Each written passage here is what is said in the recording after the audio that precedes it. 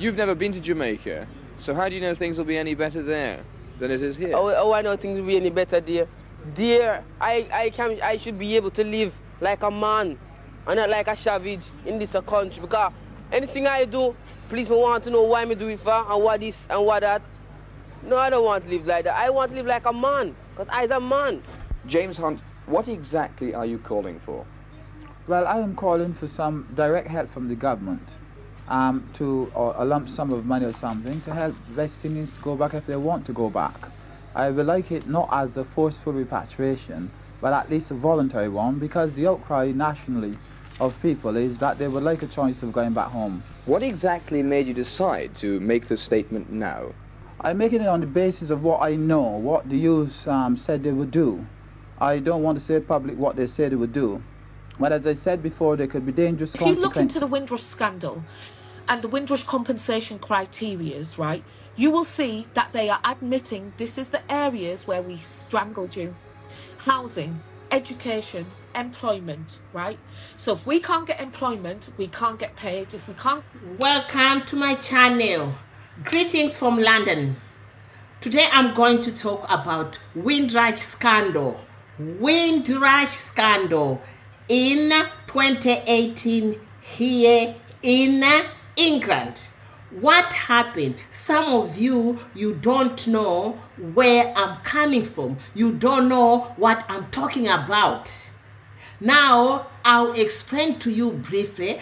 As you've heard some clips there, I prayed about what happened, but you know, it's not everyone who is going to listen to the clips. Now I'm going to explain to you briefly what happened for people to be treated like that. Why is it that it was a scandal?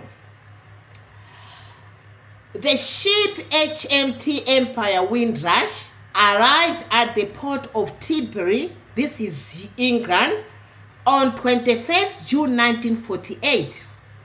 Its passengers disembarked a day later. These passengers were coming from the Caribbean countries. The ship carried 492 Caribbean migrants, many of them veterans of the Second World War. The ship and its passengers have a symbolic status as the start of the Windrush generation. That means Windrush generation were the dependents of 492 men who were asked to come here because after Second World War in England they were short of labor because of every damage, destruction everywhere. They were in need of labor. Now they wanted people from the Caribbean who had a certain skill to come here and fill those gaps. People were very excited, good at the time.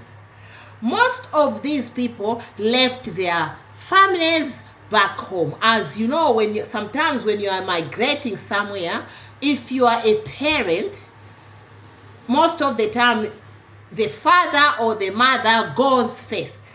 Then later you invite your family. These were not all young people, but they were certain age. Now, what happened for it to turn into a scandal?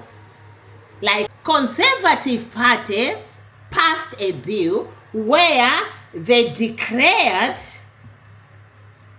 all siblings who were here in the UK working and they were born here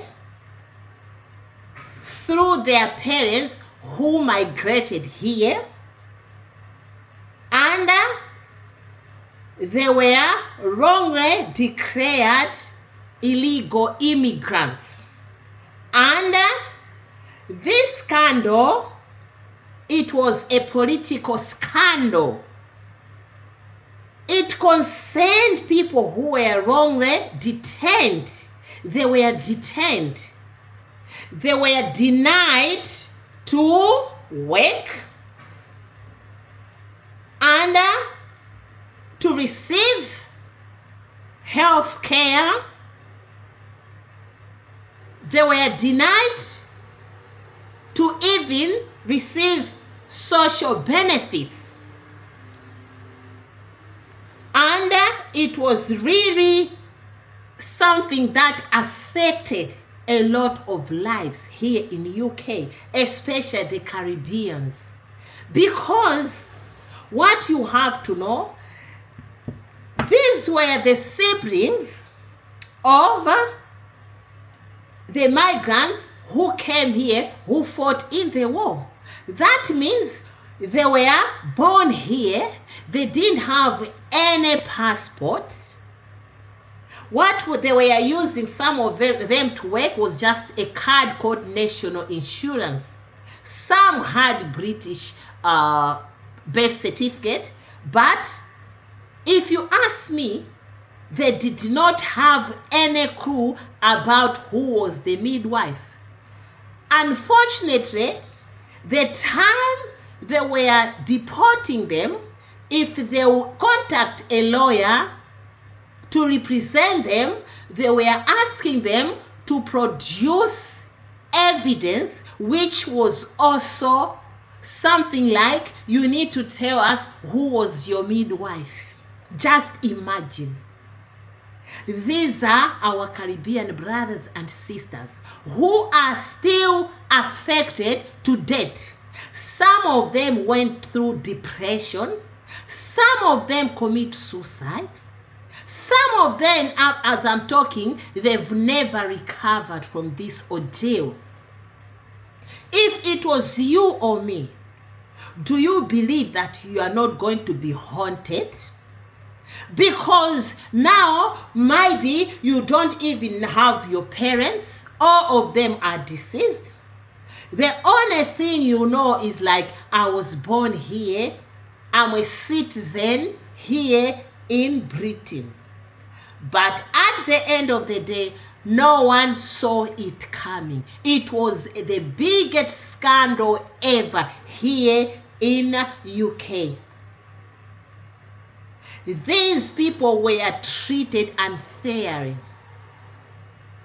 I came across some of the people who were affected. It was really sad because you meet them, what they know is just about England. They've never traveled anywhere. They don't know anything about Jamaica. What they know is like, my parents migrated from Jamaica to here. But it did not stop the British government treating these people like this. Up to now, no, most of the people got compensation, but most of the people are still fighting. Because that time, they were not even allowed to appeal using legal aid. And they did not have any money. Unless if you've got a family who are legal in this country, as they stated, and they will help you with the money, legal fees, I have to say that, it will work for you. After all these brothers and sisters, our Caribbean brothers and sisters, did to this country, but this is how they were treated. And the Prime Minister at that time was Theresa May. She came here and she was someone who was later hated a lot, and she did not stay long. She lost her position. All these people who were suffering, their parents, as you know, were even from the Commonwealth. Now you have to understand, whenever people are saying that, they don't really care who you are. Even if you are a citizen from the Commonwealth, it doesn't matter. Whenever they want to pass the law, it will affect either you or whosoever you are. It doesn't count. That's why I feel so honored when I see some of the leaders in Africa, they are also trying to revenge. It's nowadays it's becoming tit for tat. You want me to get visa from your country to come to your country, even you to come to my country, you have to get visa. There's no Commonwealth anymore. People suffered. HMAT Empire Windrush is the best remembered today for bringing one of the first large groups of post-war West Indian immigrants to the United Kingdom. The ship carried 1,027 passengers and 2 stowaways on a voyage from Jamaica to London. Oh, that's only Jamaica. In 1948. Guys, as you can see, this is history written by different people.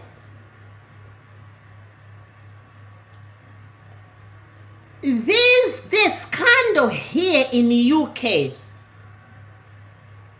it emerged because the UK government, specifically the Home Office, wrongly treated many members of the Windrush generation. As I said before, they were already British citizens. They were born here. They had a right to live and work in this country, but they turned everything just to treat them like that. This scandal was fueled by a combination of factors, including changes in immigration law since 1948, the destruction of landing cards and other records, and a lack of recognition of the Windrush generation legal status. I used to say to people, one of my giveaway line, we're racism in the service as well. And the way I used to handle it, especially when I started to go up the ranks, is to say to people, I'm uncomfortable with that particular remark you've made. He said, well, I didn't make it at you. I said, no, but you made it because I'm black. So therefore you've made it at me. I'll accept. He said, well, it's just a slip up, little banter. So yes, well, I'll accept one Freudian slip. Despite the fact they've lived in Britain for over 60 years, but they didn't have any future according to UK government, and decided to target them. These are the people who sacrificed, who were involved to rebuild Britain. These were the people who worked really hard to make Britain where it is now. These were the people who contributed to the tax. These were the people who were there to get involved in building schools, hospitals. They contributed. They worked in buses. They worked in hospitals. They worked in schools. And they did not care. But the table turned against them. This is the history of Windrush. Continue listening to these clips. Some of the testimonies of the people who... You want to know what racism looks like in the UK? It's not always someone yelling racial slurs in the street. It's quieter, more polite, but more dangerous. I'll give you a few examples of how deep it really goes. The Windrush Scandal. Black British citizens legally here 4 decades detained, denied healthcare and deported by our government, their government. It wasn't a mistake, it was policy. Stop and search. Black people are 9 times more likely to be stopped and searched in England and Wales. It's not about crime, it's about treating them like they're a threat. School exclusion. Global majority children are more likely to be punished harshly, excluded and treated like a problem and not given support for additional needs, becoming a pipeline from school to prison. Immigration policy. The hostile environment policy was designed to make life unbearable for immigrants, especially those from global majority backgrounds. Racial control designed as law. Maternal health care. Black women are still 4 times more likely to die during childbirth. It's not biology, it's systemic neglect. That's just a few examples of embedded racism in the UK, often denied and protected by silence. So when I'm saying white people need to be accountable, it's not about blame. It's about being responsible, because benefiting from a system that causes harm and not saying anything is being complicit. And staying silent just keeps Let's it stand. continue watching as you subscribe, like and comment. Let me know what you think about the Windrush. Are you one of them affected? If you was affected, have you got your compensation?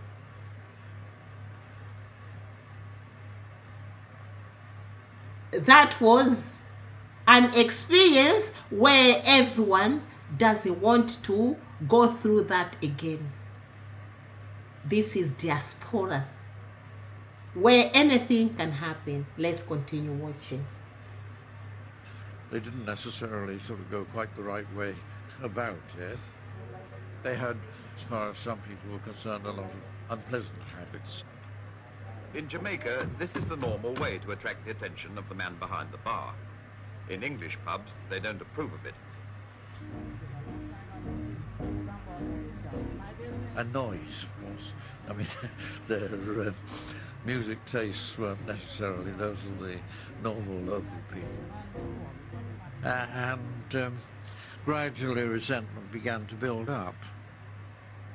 As their neighbours' coldness gradually turned to hostility, a menacing new slogan appeared: "Keep Britain White."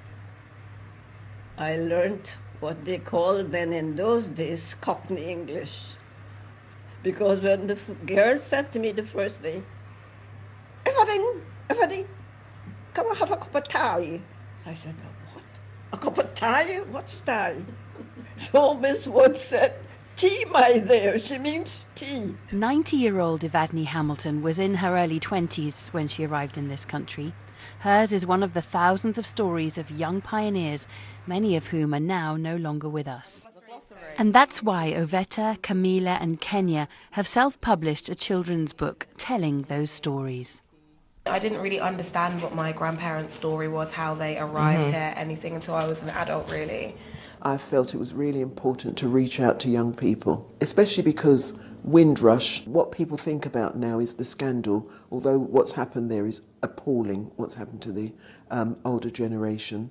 But I wanted young children to understand what contribution my parents made, because I look at my parents and their generation as pioneers. Pioneers like Evadne, whose story features in the book. And soon she knew what she wanted to do. I want to teach others to read and learn too. Actually, I arrived at Portsmouth, I think the place was called, and I wondered why it was so grey and all the houses were painted black. Windrush has changed Britain in the most influential way that the Windrush generation shaped British culture and society through activism against racism and discrimination, directly causing the first of many legislators that actively try to end discrimination. I will always encourage the young generation to be listening and try to be following up what really happened. You need to be educated on what happened. How did it happen? Who was who? Because this is history forever. It will remain forever and ever. No matter. Thank God we've got leaders who are coming out there and want to deliver, want to speak the truth about what has been happening all this time. Those leaders, they need our help. Andrew Holness needs our help, needs our support. If we continue not to support leaders like this, they are not going to deliver because of our negativity. What about other leaders out there who are there to deliver? They will need also our support. Together, we can change the world. And together, we can fight for justice. And one day, there won't be diaspora. People will be might be coming here just to rest or to visit someone or to do shopping. Otherwise, the ball will change. The table will change. You see, the Westerners will come to us and beg us if they can stay in our countries. And will be also giving them strict rules like no visa. For you to get visa, you have to do this, you have to do this. Because now, they don't care. They can just bring out all these rules for us. But to them, it's perfect. They can just come in our countries, visit, stay, buy properties. With us, rules. Everything making it difficult. Guys, thank you very much for listening. God bless you abundantly. Drop the comment. Let me know what you think.